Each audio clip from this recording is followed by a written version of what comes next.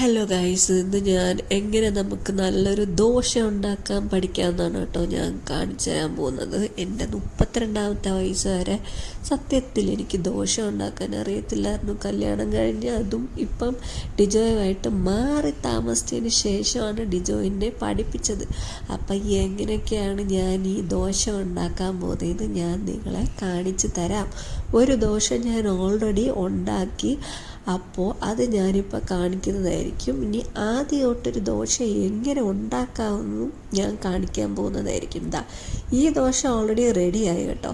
അപ്പോൾ അത് correct round ക്രിസ്പിയും പരത്തി ഞാനിങ്ങനെ എടുത്തിട്ടുണ്ട്. അപ്പോൾ ഞാൻ ഈ അടുത്ത ആദ്യം തൊട്ട് നമ്മൾ എന്തൊക്കെയാണ് ഒരു നല്ല ദോശ ഉണ്ടാക്കാൻ വേണ്ടി പഠിക്കേണ്ടതാണ് ഞാൻ പറയാൻ പോകുന്നത്. അതിൻ്റെ കൂടെ ഞാനിവിടെ പാല് കാച്ചാൻ വെച്ചിട്ടുണ്ട്. അപ്പോൾ അത് കുക്കിക്കും പിന്നെ എനിക്ക് പകുതി കാപ്പിക്കും കൂടെ വേണ്ടിയിട്ടാണ് ഞാൻ എടുത്തേക്കുന്നത്. ഇത് എന്തിനാണെന്നറിയാം, ഈ സ്പൂണിട്ട് ഇളക്കുന്നത് താഴെ പിടിക്കും. അപ്പോൾ അത് അടുക്കി പിടിച്ച് കരി അങ്ങനെ കുറേ പാല് വേസ്റ്റ് ആവും. അപ്പോൾ അങ്ങനെ വേസ്റ്റ് ആവാതിരിക്കാൻ വേണ്ടിയിട്ടാണ് കേട്ടോ ഇങ്ങനെ കറക്കുന്നത്. അപ്പോൾ എൻ്റെ കുക്കിങ്ങിനെ പറ്റി ഞാൻ പല വീഡിയോസിനകത്ത് പറഞ്ഞിട്ടുണ്ട്. എനിക്ക് ഒരു കുക്കിങ്ങും അറിയത്തില്ല.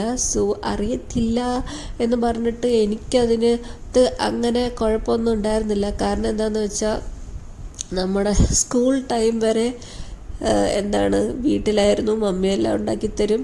ചെറിയ ചെറിയ ഹെൽപ്പും കാര്യങ്ങളൊക്കെ ചെയ്യുന്നതല്ലാതെ ഈ ഒരു ദോശ എന്നൊക്കെ പറഞ്ഞാൽ എൻ്റെ വിചാരം ഭയങ്കര പാടാന്നുള്ളതാണ്.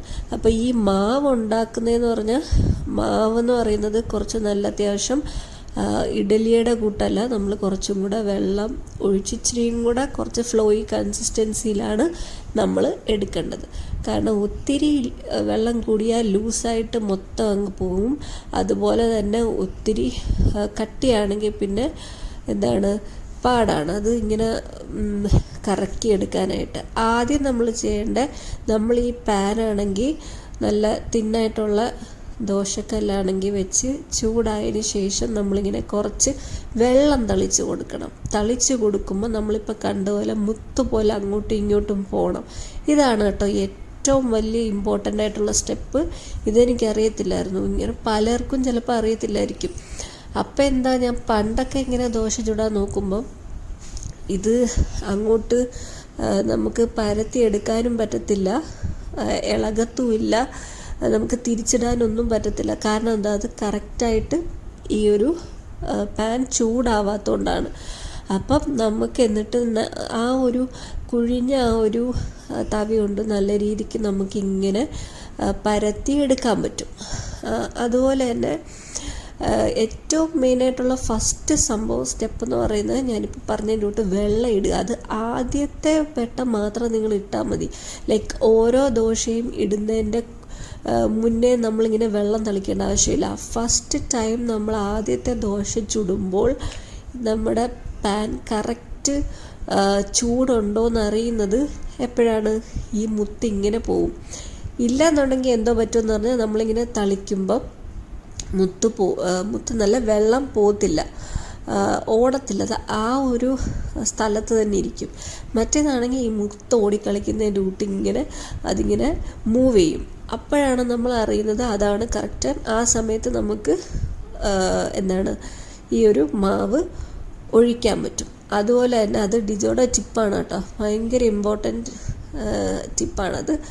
അപ്പം അതുപോലെ തന്നെ അടുത്ത സ്റ്റെപ്പ് എന്ന് പറയുന്നത് എപ്പം നമ്മൾ തിരിച്ചിടും. അപ്പം പണ്ട് ഞാൻ ഇടയ്ക്ക് വീട്ടിൽ നിൽക്കുന്ന സമയത്ത് ലീവിനൊക്കെ ജോലിയുടെ ഇടയ്ക്കൊന്ന് ലീവിനൊക്കെ വരുമ്പോൾ ഞാൻ ചുടാൻ പോയി തിരിച്ചിടാനൊക്കെ നോക്കും. ഇത് റെഡി ആവുന്നതിന് മുന്നേ ഞാനിട്ട് ഇളക്കാൻ നോക്കും. ഇളക്കി ആ പാൻ മൊത്തം ചീത്തയാവും. എന്നിട്ട് അവസാനം ഇത് കഴുകി പറകി ഉണക്കി എടുക്കണമെങ്കിൽ തന്നെ ഇത് വെള്ളത്തിനകത്തൊക്കെ ഇട്ട് നമുക്കിനി അടുത്ത ദോശ ചുടാൻ പറ്റത്തുള്ളൂ. അടുത്ത നമ്മൾ എപ്പോഴാണ് ഇത് തിരിച്ചിടേണ്ടതെന്ന് പറഞ്ഞിട്ടുണ്ടെങ്കിൽ ഇതിൻ്റെ എൻഡ്സ് എല്ലാം മുരിയും. അപ്പം നമ്മൾ അതിന് വേണ്ടി വെയിറ്റ് ചെയ്യണം. ഇതിൻ്റെ എൻഡുകളെല്ലാം മുരിഞ്ഞ് ഇത് പൊങ്ങി വരും. ഇതിൻ്റെ അറ്റത്ത് ഇപ്പം നിങ്ങൾക്ക് കാണാൻ പറ്റും, ആ സൈഡൊക്കെ ഇങ്ങനെ ബ്രൗൺ കളറായിട്ട് വന്നിട്ടുണ്ട്. അപ്പം പതുക്കെ ഇത് ഇതിൻ്റെ ദോശയ്ക്കകത്ത് നമ്മൾ നോക്കിക്കഴിഞ്ഞാൽ ഈ കുഴികൾ പോലെയൊക്കെ വന്നിട്ടുണ്ടാവും. അതുപോലെ തന്നെ ഇതിൻ്റെ സൈഡ് പതുക്കെ പൊങ്ങും. അതുപോലെ തന്നെ ഇതിൻ്റെ തീയെന്ന് പറയുന്നത് ഒത്തിരി ഹൈ ഫ്ലെയിമും ആവാൻ പാടില്ല, ലോ ഫ്ലെയിമും ആവാൻ പാടില്ല.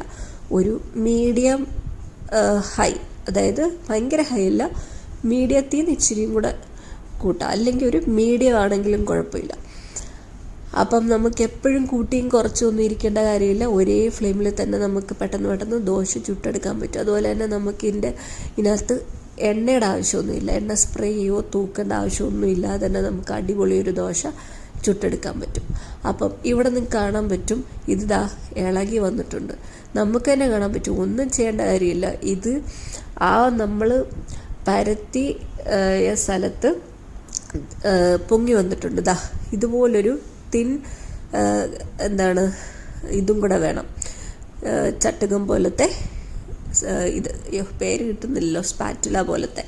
അപ്പോൾ ഈ സംഭവം വെച്ചതാ ഒരറ്റത്തുനിന്ന് പതുക്കെ ഇങ്ങനെ ഈ തവി വെച്ച് നമ്മൾ എടുത്തു കഴിഞ്ഞാൽ തന്നെ നമുക്കറിയാൻ പറ്റും ഇത് ഇളകി വരും. കഴിഞ്ഞു, നമുക്ക് തിരിച്ചിടാൻ പറ്റും. കണ്ടോ, ഈ ദോശ റെഡിയായി. അപ്പോൾ ഇത് ശരിക്കും പറഞ്ഞാൽ എൻ്റെ ഒരു കയ്യിൽ ഫോണും കാര്യങ്ങളെല്ലാം വെച്ചിട്ടാണ് ഞാനിത് എടുക്കുന്നത്. എൻ്റെ തൊട്ടറ്റത്ത് വീഴാൻ പോകുന്ന പോലെ ഈ ദോശമാവൊക്കെയാണ് ഇരിക്കുന്നത്. അതുകൊണ്ടാണ് എനിക്ക് നേരെ ചൊവ്വേ ഇത് കറക്റ്റ് ഇച്ചിരി വലുതായിട്ടൊക്കെ ഞാൻ പരത്തുന്നതാണ്. അതുപോലെ തന്നെ നമ്മൾ തിരിച്ചിട്ട് കഴിഞ്ഞിട്ട് തന്നെ 2 മിനിറ്റ് അല്ലെങ്കിൽ 1 to 2 മിനിറ്റ്സ്, നമുക്ക് അധികം ഒന്നും ടൈം വേണ്ട. കാരണം നമ്മൾ ഓൾറെഡി ഈ ഒരു സൈഡ് ആദ്യത്തെ വശം നമ്മൾ ഒഴിച്ചപ്പോൾ തന്നെ ആ മുകളിലത്തെ വശവും അത്യാവശ്യം നല്ല രീതിക്ക് വെന്തിട്ടുണ്ട്. അപ്പം ഈ വശത്തിന് ഒത്തിരി ടൈം വേണ്ട, നമ്മൾ ജസ്റ്റ് ഒന്ന് തിരിച്ചിട്ടിട്ട് നോക്കാം. നമുക്ക് കാണാൻ പറ്റും ഇപ്പോൾ ഇവിടെ ഒക്കെ കുറച്ച് ബ്രൗൺ ആയിട്ടുണ്ട്. ഇനി നിങ്ങൾക്ക് ഇനിയും കുറച്ചും കൂടെ ക്രിസ്പി ആയിട്ടൊക്കെ വേണമെന്നുണ്ടെങ്കിൽ വീണ്ടും നമുക്ക് ഇച്ചിരി നേരം കൂടെ തിരിച്ചിട്ടിട്ട് അത് നമുക്ക് എടുക്കാം. അപ്പം ഞാൻ ഇതുപോലെ 2 ദോശ എനിക്കും എടുത്തു, പിന്നെ കുക്കിക്കും കൂടെ ഒരു ചെറിയ ദോശ ഉണ്ടാക്കി കേട്ടോ. അപ്പം ഈ ദോശ എന്ന് പറയുന്നത് പണ്ട് ഞാൻ വിചാരിച്ചിരുന്ന, എങ്ങനെ ഈ ദോശ കറക്റ്റായിട്ട് ഇതൊക്കെ പരത്തി ഇങ്ങനെ എടുക്കുന്നു, ഇങ്ങനെ ഒഴിച്ച് കറക്റ്റായിട്ട് ഒഴിക്കണം, കറക്റ്റായിട്ട് തിരിച്ചിടണം, ഇളക്കണം. അപ്പോൾ ഇതെനിക്കൊരു ഭയങ്കര ടാസ്ക് ആയിട്ടാണ് തോന്നിയിട്ടുള്ളത്. പക്ഷേ ഈ 1-2 ടിപ്സ് പഠിച്ചതിന് ശേഷം എനിക്ക് മനസ്സിലായി ഇതാണ് ഏറ്റവും ഈസി ആയിട്ടുള്ള കാര്യം. ആകെ നമ്മൾ കുറച്ച് മാവ് കറക്റ്റായിട്ട് നമ്മൾ മിക്സിക്കകത്തിട്ട് ഗ്രൈൻഡ് ചെയ്ത് വെക്കുവാണെങ്കിൽ, ഓരോരോ പാക്കിനകത്ത് വെക്കുവാണെങ്കിൽ, അല്ലെങ്കിൽ ഇപ്പോൾ വലിയ ചരുവത്തിനകത്ത് ഞാൻ കുറേ മാവ് വെച്ചതിന് ശേഷം അത് ഇപ്പോൾ 2 കപ്പ് അരിയൊക്കെ വെച്ച് അരയ്ക്കും. അപ്പോൾ അന്നേരം കുറച്ച് മാത്രം ഞാൻ ചെറിയൊരു ഇപ്പോൾ നിങ്ങൾ കണ്ട പോലത്തെ കുഴിഞ്ഞ പാത്രത്തിനകത്ത് എടുത്ത് മിക്സ് ചെയ്ത് ഞാൻ അതിനകത്തുനിന്ന് വെള്ളം ആഡ് ചെയ്തിട്ട് ഉണ്ടാക്കും. പിന്നെ ഞാൻ കുക്കിക്ക് വേണ്ടി ഒരു കുഞ്ഞു ദോശ ഇട്ടതാണ് കേട്ടോ. ഇട്ടപ്പോൾ തന്നെ അത് കുഞ്ഞു ദോശ ആയതുകൊണ്ട് തന്നെ പെട്ടെന്ന് തന്നെ അടകുഴിയൊക്കെ വന്ന് സൈഡെല്ലാം പൊങ്ങി വന്നിട്ടുണ്ട്, മൊരിഞ്ഞ്. അതുപോലെ തന്നെ ഇങ്ങനെ പൊങ്ങുന്നുണ്ട്. അപ്പം അത് നമ്മൾ നോക്കണം, ഇത് കറക്റ്റായിട്ട് പൊങ്ങി വന്നിട്ടുണ്ടോ എന്ന്. ഇല്ലെങ്കിൽ നമ്മളിങ്ങനെ ഈ തവി വെച്ച് ഇങ്ങനെ തൊടുമ്പം ഇളകുന്നില്ല എന്നുണ്ടെങ്കിൽ നിങ്ങൾ വീണ്ടും അതിട്ട് ഇളക്കിയിട്ട് ഇളക്കാൻ നോക്കി അവിടെ എല്ലാം ചീത്തയാക്കരുത്. ജസ്റ്റ് അത് അങ്ങനെ തന്നെ വെച്ചിട്ട് ഇത് കറക്റ്റ് വെന്ത് വരുമ്പം തനിയേ വന്നോളും, ഇളക്കാൻ പറ്റും. ഇവിടെ ഒരാൾ ഉറങ്ങുന്നത് കൊണ്ടാണ് ഞാൻ ഇവിടെ നല്ലതായിട്ട് ദോശ ഉണ്ടാക്കുന്നത്. നിങ്ങൾ കണ്ടോ? കാരണം എന്താണെന്ന് വെച്ചാൽ ഇന്നലെ നമ്മൾ പുറത്ത് പോയി പുതിയൊരു പാർക്ക് ഇവിടെ ഓപ്പൺ ആയിട്ടുണ്ട് കുറേ വർഷങ്ങൾക്ക് ശേഷം. അപ്പോൾ അവിടെ ഭയങ്കര വലിയ പാർക്കാണ് കേട്ടോ. അപ്പോൾ ഒത്തിരി സ്ലൈഡും കാര്യങ്ങളും ഒക്കെ ഉണ്ട്. ചെറിയ രീതിയിൽ വാട്ടറൊക്കെ വെച്ച് കളിക്കാൻ പറ്റുന്ന കുഞ്ഞു പിള്ളേർക്കും പിന്നെ കുറേ നമുക്ക് ഇരിക്കാനും ഒക്കെ പറ്റുന്ന ഒരു വലിയ പാർക്കാണ്. കുറേ നെറ്റും കാര്യങ്ങളൊക്കെ ഉണ്ട്. പിന്നെ കുട്ടികൾക്ക് വലിഞ്ഞു കയറാനും സ്ലൈഡും സ്വിങ്ങും ഇല്ല. അപ്പോൾ അതിനകത്ത് മെയിനായിട്ട് ഇങ്ങനെ മല പോലെ ഉണ്ടാക്കിയ സ്ലൈഡ് ഉണ്ടായിരുന്നു. അപ്പോൾ അതിനകത്ത് അവൾ ഇരുന്ന് കളിച്ചു കേട്ടോ കുറേ. അപ്പോൾ അവിടെ നിന്ന് കളിച്ച് കഴിഞ്ഞ് വീട്ടിൽ വന്ന് കുളിച്ചെല്ലാം കഴിഞ്ഞെല്ലാം ഞാൻ പറയുന്നുണ്ട്, നമ്മൾ ബിരിയാണി ഉണ്ടാക്കിയിട്ടുണ്ടായിരുന്നു ഡിജോ. അപ്പം നമുക്ക് ബിരിയാണി കഴിച്ചിട്ട് ഉറങ്ങണം കേട്ടോ എന്ന് പറയുന്നുണ്ടായിരുന്നു. അപ്പോൾ അവൾ കഴിക്കാമെന്ന് പറഞ്ഞെങ്കിലും ലാസ്റ്റ് ആയപ്പോഴത്തേക്ക് അവൾ ഉറങ്ങിപ്പോയി. ഞാൻ എന്നിട്ട് കുറേ വിളിക്കാൻ നോക്കി. 5 മിനിറ്റ്സ് കൂടുമ്പോൾ അലാറമൊക്കെ വെച്ചപ്പോൾ സാധാരണ അവൾ അലാറത്തിൻ്റെ ഇത് ശബ്ദം കേൾക്കുമ്പോൾ എഴുന്നേക്കുന്നതാണ്. ഇത് അവൾ ഇങ്ങനെ തുറന്നിട്ട് ഈ ക്ഷീണം കാരണം കണ്ണടച്ച് വീണ്ടും കിടന്നുറങ്ങും. പിന്നെ എനിക്ക് മനസ്സിലായി ഇനി എഴുന്നേക്കത്തില്ല, പിന്നെ ആണെങ്കിൽ നമ്മളുണ്ടാക്കിയ ബിരിയാണിയൊക്കെ എടുത്ത് എനിക്ക് അതുപോലും ഫ്രിഡ്ജിൽ തണുത്തിട്ട് വെക്കാൻ പറ്റാത്ത അവസ്ഥ. അവളെ കിടന്ന് കരയുക. അങ്ങനെ ഞാൻ പെട്ടെന്ന് കൊണ്ട് വെച്ചിട്ട് വന്നു. അപ്പോൾ എന്താണ്, അവൾ രാത്രി ഫുഡ് കഴിച്ചില്ല. അപ്പോൾ കഴിക്കാത്തതുകൊണ്ട് എനിക്ക് ഒരു നേരം പോലും അവളിപ്പം കഴിക്കാതിരിക്കുന്ന എനിക്കൊരു ടെൻഷനാണ്. ഇനിയും എന്താണ്, വിശക്കുമല്ലോ, രാവിലെ വരെ നിൽക്കണ്ടേ. അപ്പം ഇടയ്ക്ക് കുറച്ച് സ്നാക്സും കാര്യങ്ങളൊക്കെ കഴിച്ചിട്ടുണ്ടായിരുന്നു. അപ്പോഴത്തേക്ക് ഞാൻ നേരത്തെ രാവിലെ തന്നെ എന്താണ് എഴുന്നേറ്റ് ഈ ദോശയെല്ലാം ഉണ്ടാക്കി അങ്ങനെ എന്തായാലും അവൾ കഴിച്ചു കേട്ടോ ഗൈസ്. അങ്ങനെ അവൾ വീണ്ടും രാവിലെ കരച്ചിലൊക്കെ ആയിരിക്കും എന്ന് വിചാരിച്ച് ഞാൻ ദോശയൊക്കെ ബെഡിൽ കൊണ്ടുവന്നെങ്കിൽ അവൾ തന്നെ എഴുന്നേറ്റ് പിന്നെ നമ്മൾ സോഫയിലൊക്കെ പോയിരുന്ന് കഴിച്ചു. അപ്പോൾ ആദ്യത്തെ കഥ എനിക്ക് പറയാൻ പറ്റിയില്ല. അതായത് ഞാൻ ആദ്യത്തെ സമയത്ത് സ്കൂൾ ടൈമിൽ മമ്മി ഉണ്ടാക്കും, പിന്നെ കല്യാണം കഴിഞ്ഞിട്ട് ലിജോയുടെ മമ്മി ഉണ്ടാക്കും ഈ ദോശയൊക്കെ.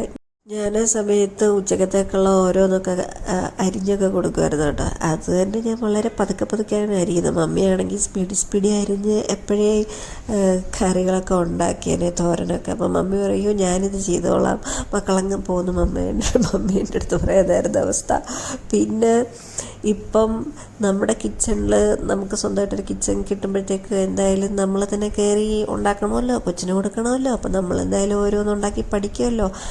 അതുപോലെ തന്നെ യൂട്യൂബിൽ നോക്കിയും ഡിജോയ്ക്ക് അറിയാവുന്നതൊക്കെ ചോദിച്ചും കണ്ടും പഠിച്ച് അങ്ങനെയൊക്കെയാണ് ഇപ്പോൾ ഇച്ചിരി പഠിക്കുന്നത്. പിന്നെ നേരത്തെ ഞാൻ എനിക്കിങ്ങനെ പുതിയ ഡിഷ് ട്രൈ ചെയ്യുന്ന ഇഷ്ടമാണ്. അപ്പോൾ അതിനകത്ത് ഞാൻ യൂട്യൂബിൽ നോക്കിയിട്ട് ഞാൻ എൻ്റെ വീട്ടിലായിരുന്ന സമയത്ത് ഞാൻ മമ്മിയെടുത്ത് പറഞ്ഞു, മമ്മി നമുക്ക് നാളെ ഇതുണ്ടാക്കാൻ ഇങ്ങനെ നോക്കി വെച്ചേക്കും.